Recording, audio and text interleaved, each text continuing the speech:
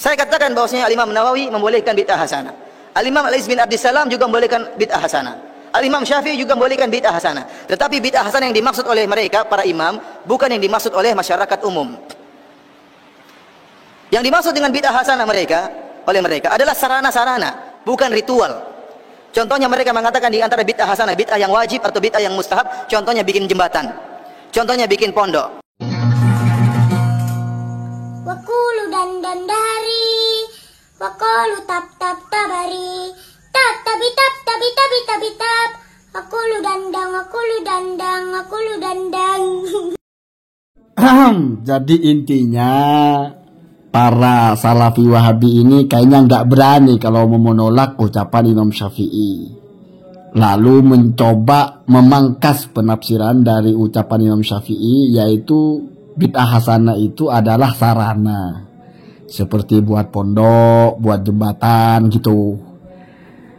Ini adalah orang-orang yang tidak ngerti tentang Imam Syafi'i, tapi merasa lebih ngerti daripada ulama-ulama Syafi'iyah. Sekarang saya sajikan satu fakta bahwa apa yang disampaikan oleh Ustadz tadi itu yang mengada-ngada, jelas mengada-ngada. Atau kalau tidak, kalau benar yang diucapkan oleh beliau itu, berarti Imam Syafi'i ini orang yang tidak mengerti cara berdalil. Nah, perhatikan ya. Ini ada kitab Al-Ba'is ala Inkaril Bid'ah wal Hawadis. Jadi Salafi Wahabi kemarin sore, bocah-bocah kemarin sore itu jangan merasa paling memerangi bid'ah. Jangan merasa kalian yang memerangi bid'ah. Dari dulu namanya bid'ah itu sudah diperangi, Pak. Tapi bid'ah apa yang diperangi? Ya bid'ah Tuhan berbentuk jisim, Tuhan ada tempatnya nangkring. Bid'ah-bid'ah itu Pak yang diperangi, Pak. Jadi ulama madhab Syafi'i itu sudah menulis kitab Al-Ba'is ala Inkaril Bid'ah wal Hawadis. Hal-hal yang menuntut ya, atau mengantarkan kita atau menyuruhkan kita untuk ingkar kepada bid'ah dan juga hal-hal yang baru. Bukan berarti anti maulid. Nah, dengerin ya. Kalau nggak doktor ya kira goblok-goblokin, tapi kota doktor ya. Jadi di sini ada taksimul hawadisi ila bid'ain mustahsanatin atau mustahabatin wa mustaqbahatin.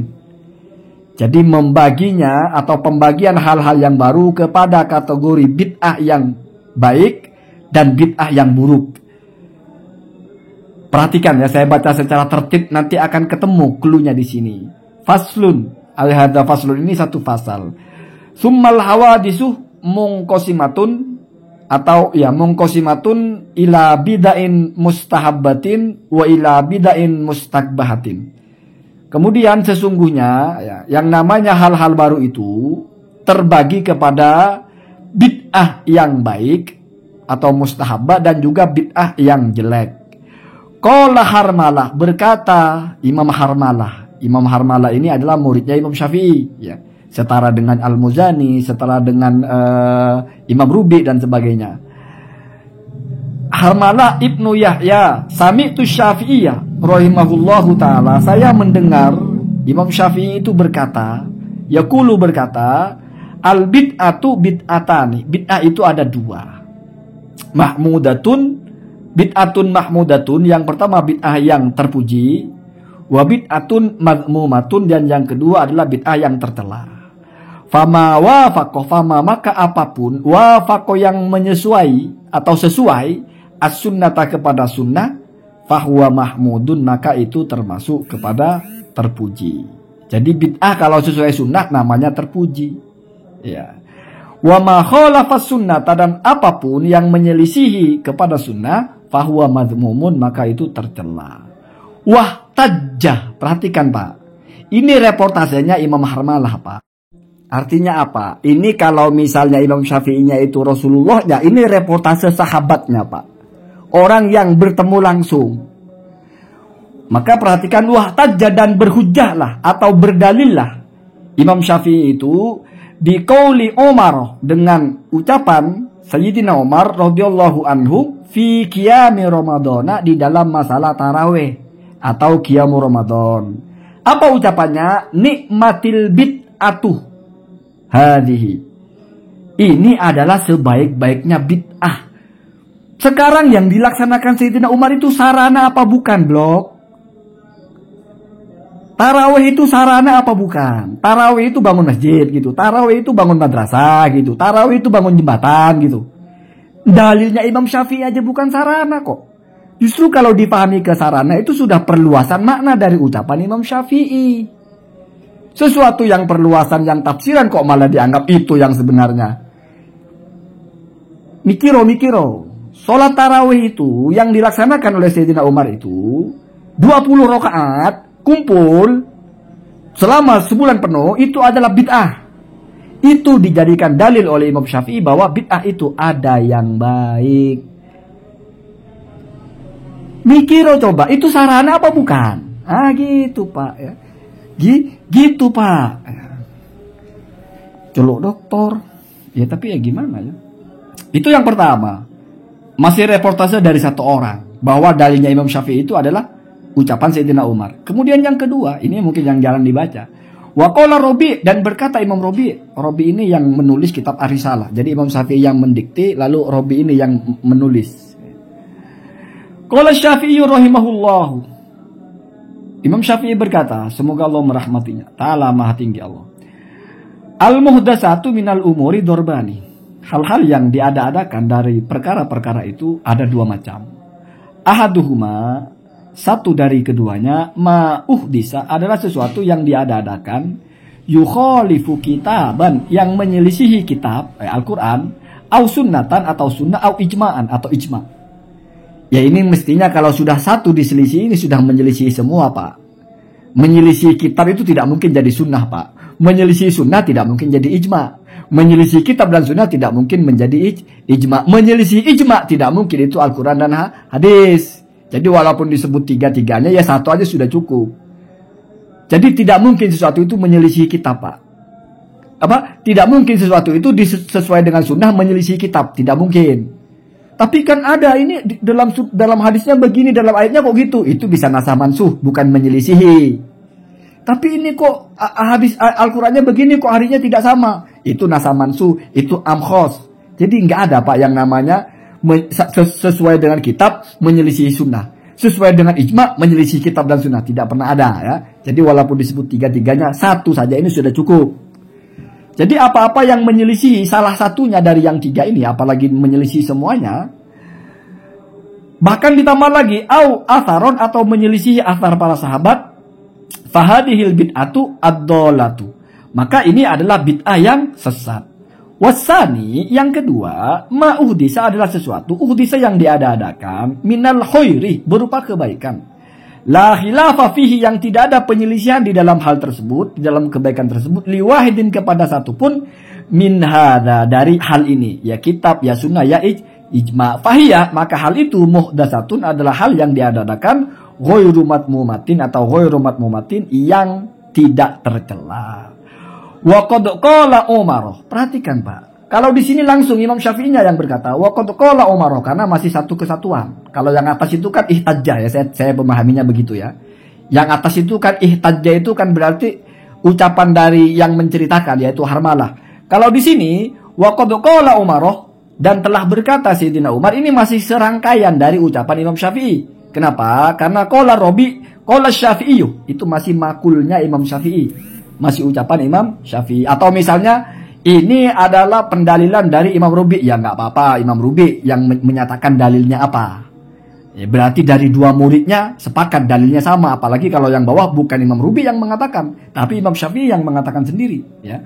Wa qad qala Umar radhiyallahu anhu, dan telah berkata Sayyidina Umar radhiyallahu anhu, fi qiyami syahri Ramadan, di dalam masalah qiyamu syahri Ramadan atau salat tarawih, nikmatil bid'atu hadihi, sebaik-baiknya bid'ah adalah hal ini. Yakni bermaksudlah Sayyidina Umar itu annaha muhdasatun, bahwa tarawih Sayyidina Umar itu adalah muhdasah, bahwa itu adalah bid'ah. Ini Sayyidina Umar yang mengatakan Pak, itu bid'ah dan bukan sarana.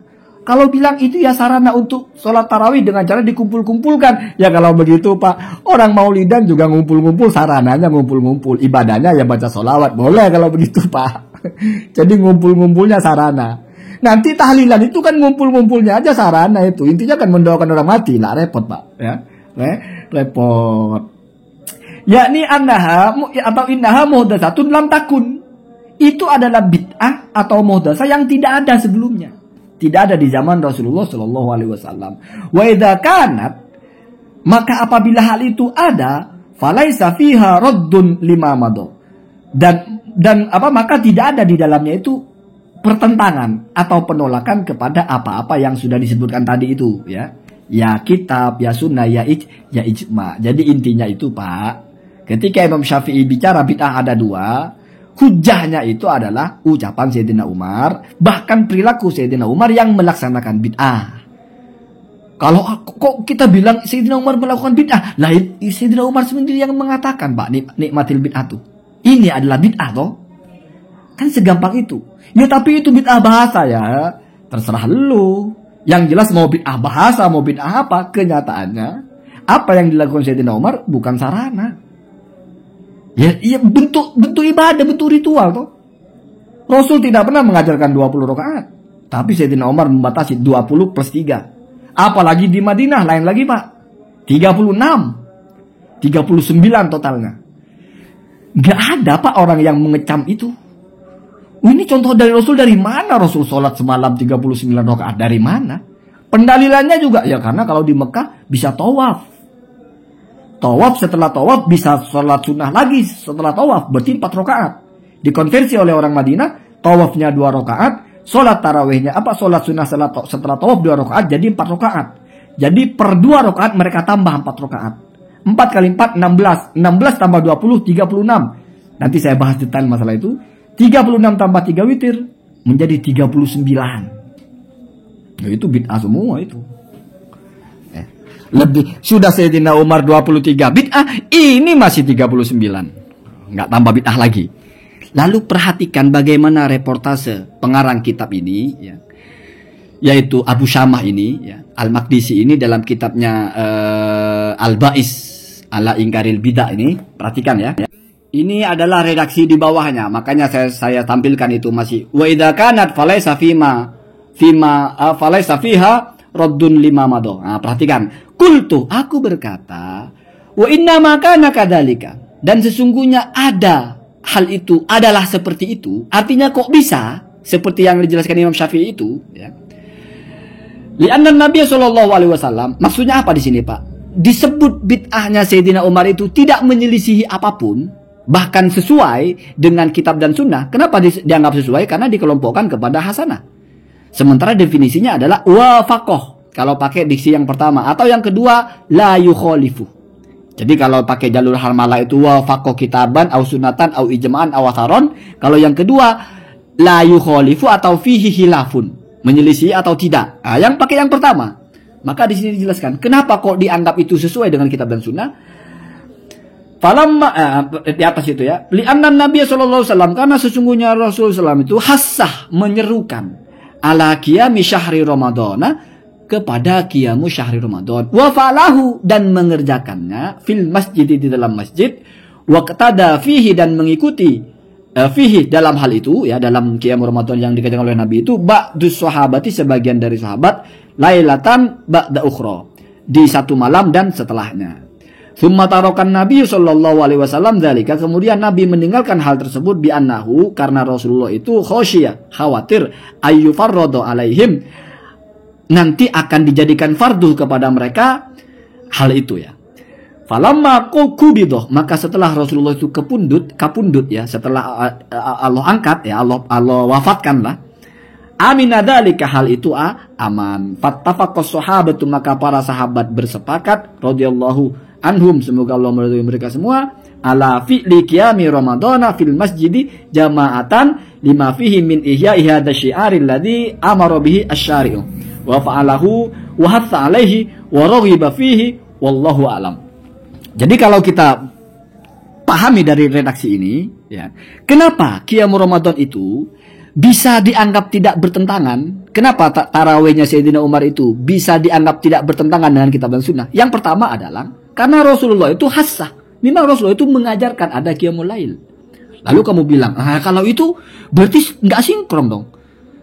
Kan oleh Rasul diajarkan. Iya Pak, tapi oleh Rasul diajarkan. Bahkan di sini juga dicontohkan oleh Rasul. Iya dicontohkan Pak. Tapi yang dilakukan Sayyidina Umar kan tidak sama.